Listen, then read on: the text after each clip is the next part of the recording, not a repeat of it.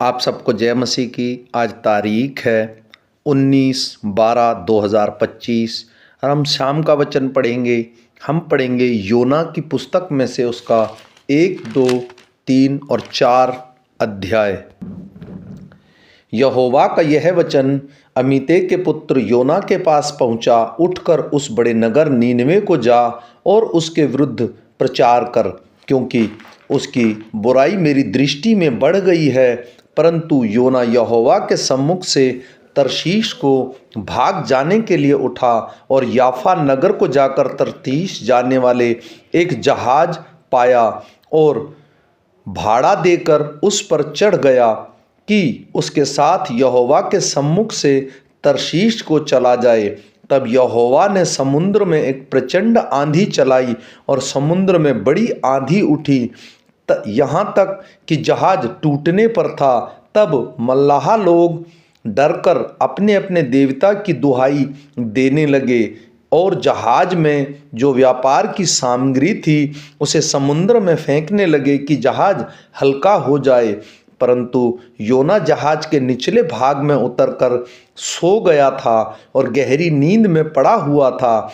तब मांझी उसके निकट आकर कहने लगा, तू भारी नींद में पड़ा हुआ क्या करता है? उठ, अपने देवता की दुहाई दे। संभव है कि ईश्वर हमारी चिंता करे और हमारा नाश ना हो। तब उन्होंने आपस में कहा, आओ हम चिट्ठी डालकर जान लें कि यह विपत्ति हम पर किसके कारण पड़ी है।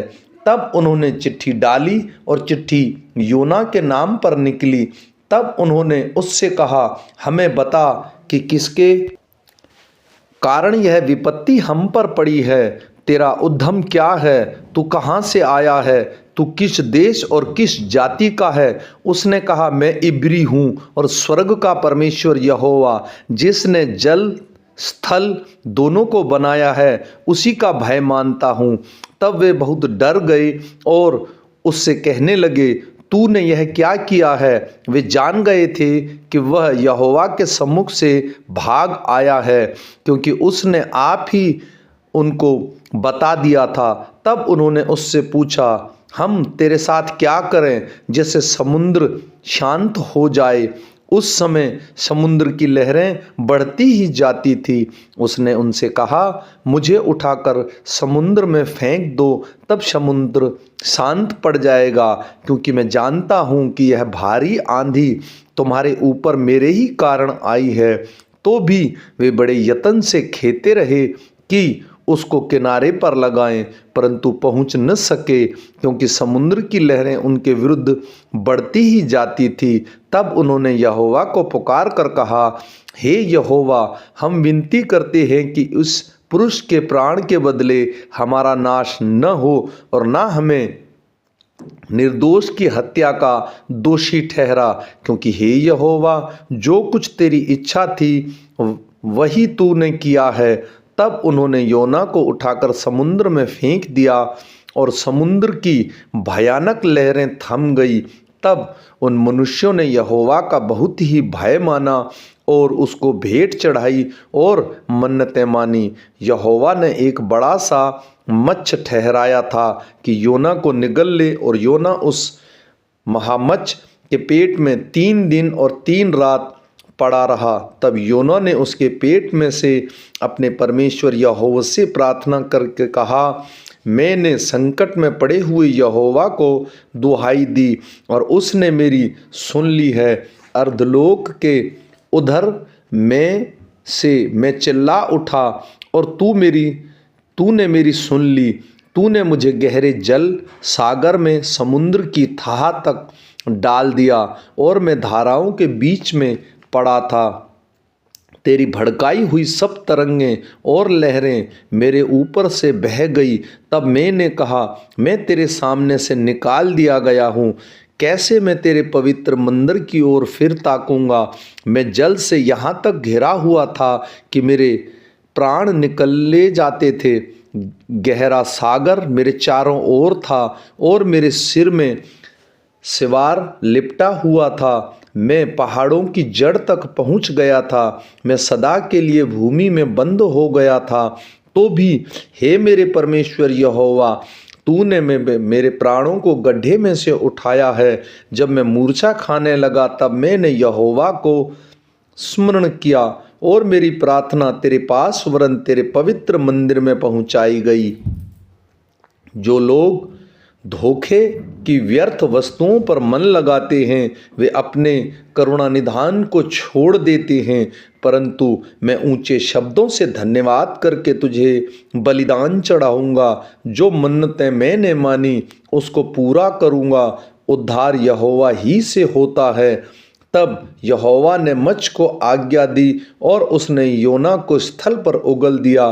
तब यहोवा का यह वचन दूसरी बार योना के पास पहुंचा, उठकर उस बड़े नगर नीनवे को जा और जो बात मैं तुझसे कहूँगा उसका उसमें प्रचार कर। तब योना यहोवा के वचन के अनुसार नीनवे को गया। नीनवे एक बहुत बड़ा नगर था, वह 3 दिन की यात्रा का था। योना ने नगर में प्रवेश करके 1 दिन की यात्रा पूरी की और यह प्रचार करता गया, अब से 40 दिन के बीतने पर नीनवे उलट दिया जाएगा। तब नीनवे के मनुष्य ने परमेश्वर के वचन की प्रतीति की और उपवास का प्रचार किया गया और बड़े से लेकर छोटे तक सबों ने टाट ओढ़ा। तब यह समाचार नीनवे के राजा के कान में पहुंचा और उसने सिंहासन पर से उठ अपने राजकीय वस्त्र उतार कर टाट ओढ़ लिया और राख में बैठ गया। राजा ने प्रधानों से सहमति लेकर नीनवे में इस आज्ञा का ढिंढोरा पिटवाया, क्या मनुष्य, क्या गाय बैल, क्या भेड़ बकरी या अन्य पशु कोई कुछ भी न खाए, वे न खाए और न पानी पिए। मनुष्य और पशु दोनों टाट ओढ़े, वे परमेश्वर की दुहाई चिल्ला चिल्ला कर दें और अपने कुमार्ग से फिरें और उस उपद्रव से जो वे करते हैं पश्चाताप करें। संभव है परमेश्वर दया करे और अपनी इच्छा बदल दे और उसका भड़का हुआ कोप शांत हो जाए और हम नष्ट होने से बच जाएं। जब परमेश्वर ने उनके कामों को देखा कि वे कुमार्ग से फिर रहे हैं, तब परमेश्वर ने अपनी इच्छा बदल दी और उनकी जो हानि करने की ठानी थी उसको न किया। यह बात योना को बहुत ही बुरी लगी और उसका क्रोध भड़का। उसने यहोवा से यह कहकर प्रार्थना की, हे यहोवा, जब मैं अपने देश में था तब क्या मैं यही बात न कहता था? इस कारण मैंने तेरी आज्ञा सुनते ही तर्शीश को भाग जाने के लिए फुर्ती की, क्योंकि मैं जानता था तू अनुग्रहकारी और दयालु परमेश्वर है और विलंब से कोप करने वाला करुणा निधान है और दुख देने से प्रसन्न नहीं होता। इसलिए अब हे यहोवा मेरे प्राण ले ले, क्योंकि मेरे लिए जीवित रहने से मरना ही भला है। यहोवा ने कहा, तेरा जो क्रोध भड़का है क्या वह उचित है? इस पर योना उस नगर से निकलकर उसके पूरब की ओर बैठ गया और वहाँ एक छप्पर बनाकर उसकी छाया में बैठ गया। यह देखने लगा कि नगर का क्या होगा। तब यहोवा परमेश्वर ने एक रेड़ का पेड़ उगाकर ऐसे बढ़ाया कि योना के सिर पर छाया हो, जिससे उसका दुख दूर हो। योना उस रेड़ के पेड़ के कारण बहुत ही आनंदित हुआ। सवेरे जब पौ फटने लगी तब परमेश्वर ने एक कीड़े को भेजा, जिसने रेड़ का पेड़ ऐसा काटा कि वह सूख गया।